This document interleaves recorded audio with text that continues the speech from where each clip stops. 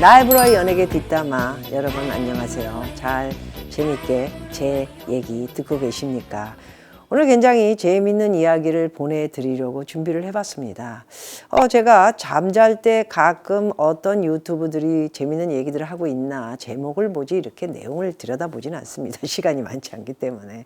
그랬더니 MBC 무한도전 PD가 강간으로 피소됐다 하고는 김태호, 여러분 잘 아시죠? 무한도전에 PD를 맡았던 김태호 타이틀 얼굴이 떡하니 올라갔더군요. 참 대범하기도 하고 우리 그 유튜브 이 프로 가세연 프로들이 굉장히 대범하게 많이 까부시고 있는데 참 재밌기도 하다. 그리고 세월이 많이 흘렀구나 하는 생각도 가져봅니다. 저 또한 거기에 또 합류를 좀 해서 얘네들 좀 까야 되겠다. 벌써부터 제가 오래전부터 뒷담화 할 때부터 PD, 방송국 뭐 여러 스태프들이 일어나는 일들을 조금 까야 되겠다 생각을 하고 정신 차리지 못하는 자식들, 녀석들에 대해서 한번 조리 있게 여러분들에게 얘기해 드려야 하지 않을까 이렇게 생각을 하고 있었던 와중에 마침 먼저 우리 가세연 쪽에서 이렇게 얘기를 해주니까 저야 또 뭐 제보가 있습니까? 또는 뭐 물론 제보보다 더한 제 프로들이 저를 만나러 오거나 서울에 있을 적에는 또 뭐 차도 마시고 별 얘기 다 듣지 않습니까? 그리고 또 사실화된 얘기도 이렇게 현장을 가다 보면 미용실이니 메이크업, 사우나 이런 데에서 원래 다 그런 얘기가 나오는 것입니다. 그래서 이 무한도전 김태호 얘가 조금 문제가 많은 것으로 알고 있습니다. 얘가 어떻게 PD 월급으로 더 힐이라는, 여러분 제 프로에서 몇 번 말씀드렸죠. 더 힐이라는 데가 아마 소지섭이라든가 재벌 반도체 뭐 이런 이영애 이런 사람들이 그곳에 살고 있는 것으로 아는데 약 60억에서 100억 정도, 또는 방탄소년단도 그곳에 뭐 집을 가지고 있다고 하는데 적은 평수도 수십억이 이렇게 나가는 것으로 알고 있습니다.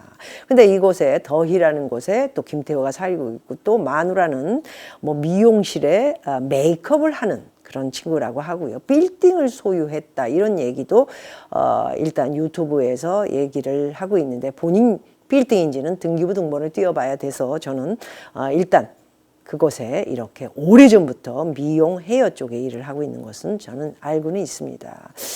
유재석 씨하고도 상당히, 유재석 뿐이 아니고 무한도전에 나온 친구들이 유재석, 하하, 그 다음에 그 노흥철이 중간에 또 그만두긴 했지만, 그 다음에 박명수, 정준하 이렇게 굉장히 오리지널 멤버들 아닙니까? 그 중에 가장 친한 무한도전 하면 김태호 하면 유재석이가 들어가죠. 유재석은 여러분들에게 왜 그렇게 인기가 뭐 워낙 착한 이미지, 좋은 이미지 이렇게 나와 있기 때문에 잘못 얘기했다가는 큰일 난다 이런 얘기를 많이 하는데, 큰일이고 전일이고 저한테는 제가 뭐 큰일이 나면 제가 뭐 방송 프로 합니까? 돈을 법니까? 저하고는 아무 상관이 없어요. 그리고 유재석 씨 뭐 겉으로는 어찌됐든 뭐 저를 우습게 보든 안 보든 간에 겉으로는 굉장히 인사 잘하고 예의 바르고 상냥한 친구로 이렇게 낙인이 찍혀지지 않으면 여러분들에게 진실이야 어떻게 되든 어떻게 유재석이가 그렇게 칭찬을 받겠습니까? 어마어마한 정말 장기 인기를 얻고 있는 이런 친구 같은 경우에는 제가 볼 적에는 수백억, 뭐 한 번 출연해도 1,000만 원이 넘는 이런 출연료를 받지 않을까 하는데요. 얼마 전에 제가 1,000만 원 이상 받는 것으로 몇 년 전에 들었는데 지금 뭐 더 많이 받겠죠. 근데 프로그램이 몇 개입니까? 그리고 뭐 그런 프로 말고 문제가 많은 뭐 유키즈라는 프로도 하고 있고, 그래서 또 이렇게 죽을만 하면 또 프로그램이 다시 올라오고 여러분들이 이렇게 굉장히 관심을 갖고 사랑을 주고 있다 보니까 굉장히 아직도 유재석이라는 친구는 이렇게 승승장구를 하고 있다 볼 수가 있습니다. 근데 조금 이제 새로운 얼굴들이 나오면서 돈 뭐 수백억이 뭡니까? 수천억은 아니었겠지만 뭐 박나래 같은 친구도 뭐 작년 같은 경우에 뭐 수백억 그러면은 1이 될까요? 2가 될까요? 글쎄 2까지는 안 가더라도 굉장히 돈을 많이 버는 것으로 알고 있습니다. 유재석 씨는 뭐 얼마나 오랫동안, 제가 아는 것도 20년은 아니지만은 굉장히 이렇게 오랫동안 사랑받는 것은 무한도전이 있었기 때문에 그러지 않았나. 그런데 이 무한도전에 저야 뭐 야당 우파 쪽 이야기를 하는 그런 연예인 출신이다 보니까 그냥 넘어갈 수는 없다라는 생각을 갖고 오늘 이 이야기 중에 중점이 있는 것입니다.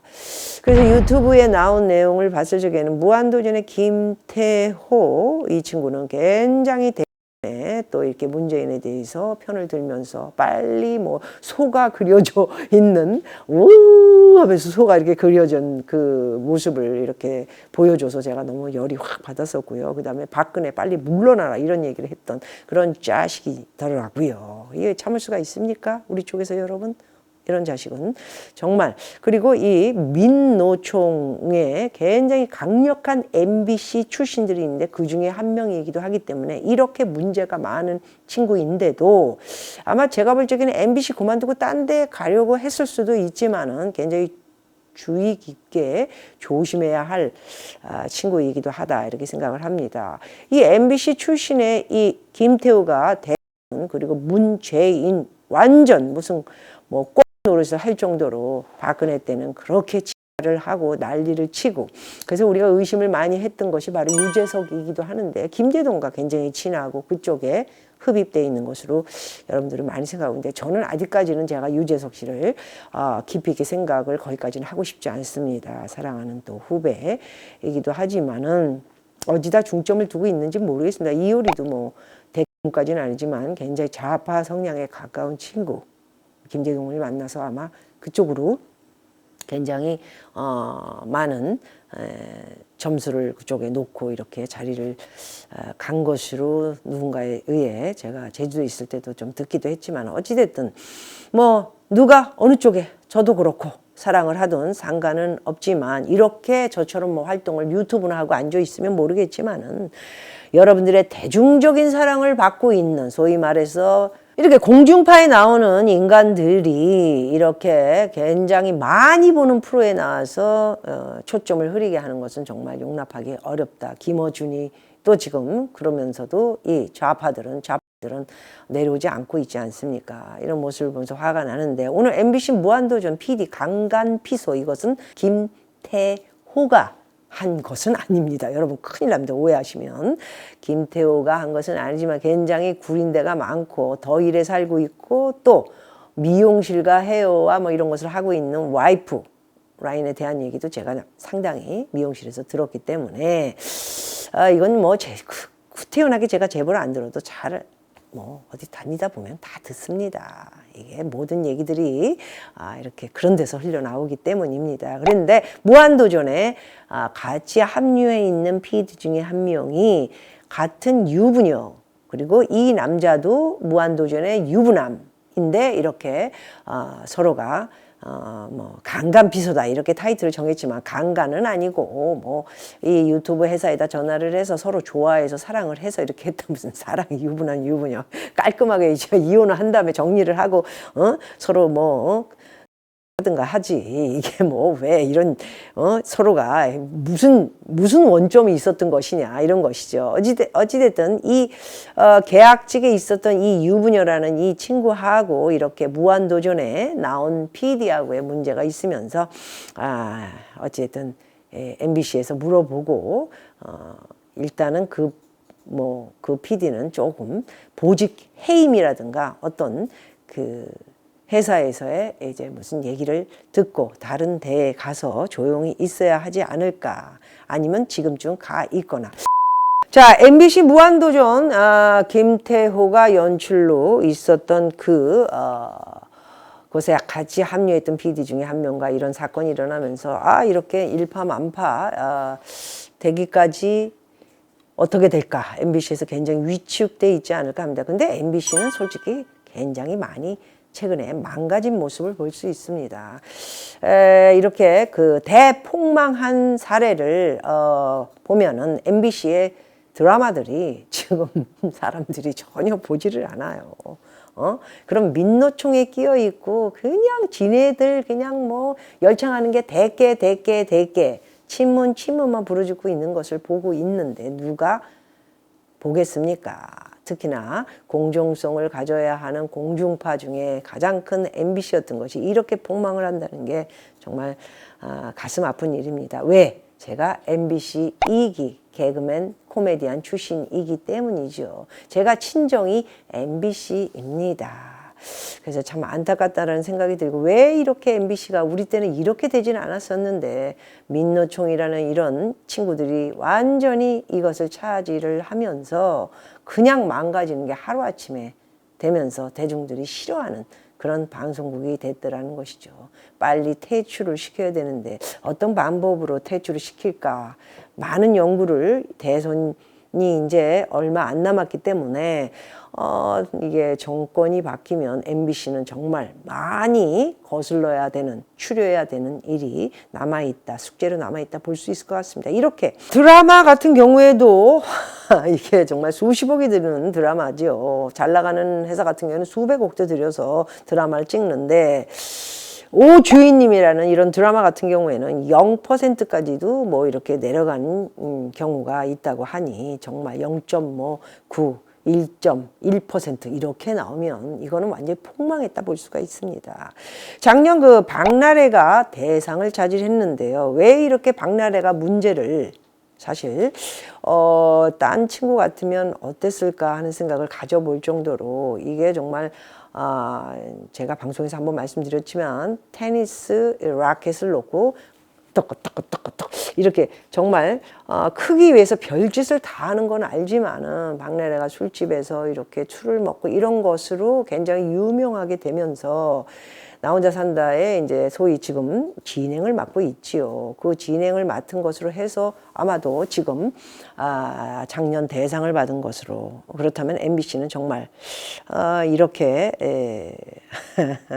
좀 말씀드리기가 그렇지만 박나래 씨가 이렇다라는 것은 아니고요. 어쨌든 이렇게 저질 방송국으로 변하는 모습을, 소위 말해서 완전히 아래로 떨어지는 방송 이런 국이 되는 모습을 보면서 2기 MBC 출신인 제 친정 MBC가 정말 안타깝다 또 한번 말씀드리겠습니다. 최근에 여자 개그맨들이 너도 나도 박나래처럼 전부 술을 먹고 누워있는 꼴을 보이고요. 그게 자랑인 양 트렌드가 돼가지고 이제 너도 나도 다 술 먹고는 바닥에 누워있고, 술 먹고는 하고, 술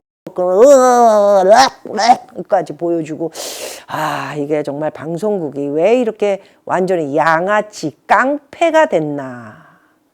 여러분 그렇지 않습니까? 거기 굉장히 중심에는 저는 박나래가 있다고 봅니다. 또 한번 얘기하지만 박나래 당신을 씹는 것은 아니고, 박나래가 이렇게 굉장히 떨어지는 이런 프로그램을 진행할 때부터 이렇게 게스트, 소위 말해서 이렇게 맞으면 이렇게 주인공이 있으면 그 옆에 이렇게 양념으로 들어오는 이런 친구였는데, 오죽했으면 이런 양념 친구가 이제 완전히 맥이 돼가지고 프로그램을 진행을 함으로써 이렇게 남자를 훑어서 라켓을 덜렁덜렁 되는 그런 모습들 몇 년 전께 또 희자돼서 나오고요. 그리고 또 무슨 무슨 프로에 나가서는 이렇게 아래에다가 손을, 이게 만일에 남자가 여자 아래를 이렇게 만지는 그런 상황이었다면 아마도 옛날에 그 개그맨이거나 아니면 탤런트는 퇴출되지 않았을까 합니다. 박나래를 놓지 못하는 MBC가 있어서 박나래를 놓지 않으니까 또 거기에서 커나가면서 또 다른 프로에서 이렇게 계속 몇 프로에서 나름대로 지금 진행을 하고 있지만은, 박나래도 굉장히 조심해야 된다는 생각을 가지고 있습니다. 여자 개그맨들이 전부 박나래처럼 술을 먹고 토하고, 남자들 뭐 이 새끼 저 새끼 뭐 야이 쌍 반말하고 이렇게 하면서 알려지려고 하는, 스타가 되려고 하는, 탑이 되려고 하는 이런 것을 만든 곳이 어디입니까? 바로 MBC이지 않습니까? 그 MBC에서 지금 박나래가 나오고 있는 프로가 구해줘라는 프로와, 그리고 지금 여러분들이 굉장히 사랑을 많이 받다 최근에 시청률이 떨어지고 있는 나 혼자 산다. 왜? 비디오 스타, 저도 2번을 출연해서 우리 박나래 씨도 보기도 했지만은, 냉정하게 판단해야 할 것은 여러분들에게 말씀드려야 한다 생각을 하기 때문에 제가 오늘 이렇게 박나래 씨에 대해서 이야기를 하면서 MBC의 폭망에 대해서는 상당히 박나래 씨 나오는 것들이 그래도 시청률이 좀 있기 때문에 아마 놓지를 못하는 것으로 좀 보이고요.